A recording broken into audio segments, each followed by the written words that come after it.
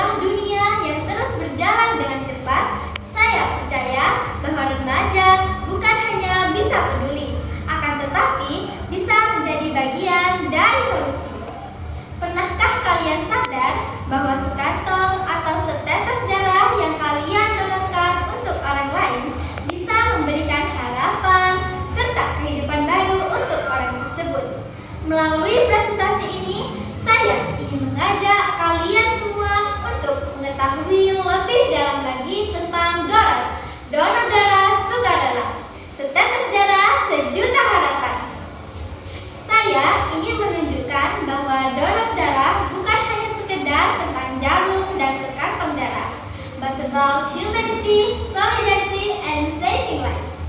Sebelum kita memahami lebih dalam lagi tentang donor darah sukarela, kita pahami dulu yuk apa sih donor darah itu?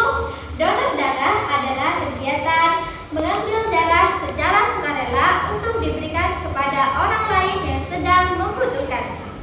Umumnya, golongan darah terbagi menjadi dua jenis loh. Yang pertama ada DDS alias donor darah sukarela. Donor darah sukarela adalah donor darah yang dilakukan secara sukarela, akan tetapi kita tidak tahu siapa penerimanya. Yang kedua ada DDP alias donor darah pengganti.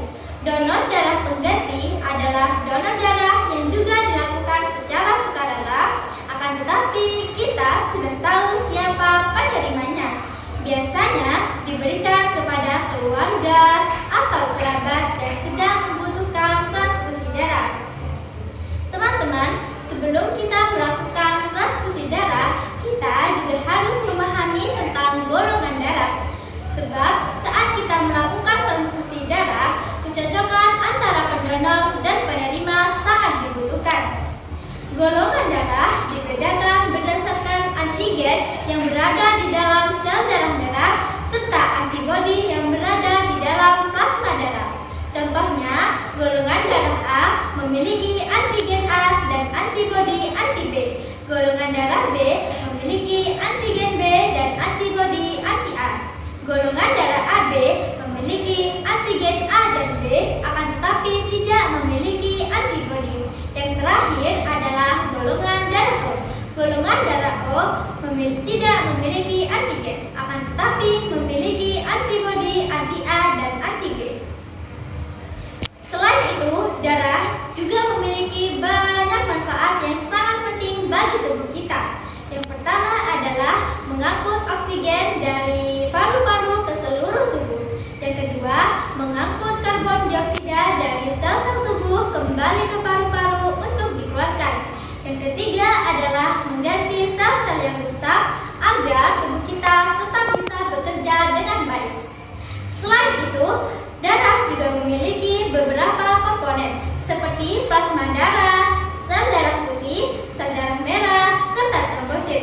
Keempat komponen tersebut juga memiliki fungsinya masing-masing bagi tubuh kita. Yang pertama ada plasma darah. Plasma darah merupakan komponen cair yang mengandung air, protein, garam, serta mengangkut sel darah putih, sel darah merah, dan trombosit. Yang kedua ada sel darah putih. Sel darah putih bertugas untuk melindungi tubuh kita dari infeksi dan penyakit. Yang ketiga ada sel darah merah.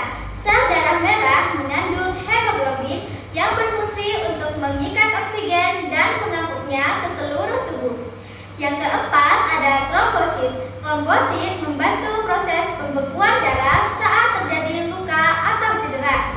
Nah, sebelum kita melakukan donor darah, ada beberapa persyaratan yang harus dipenuhi. Persyaratan yang pertama adalah laki-laki dan perempuan minimal berusia 18 sampai 50 tahun.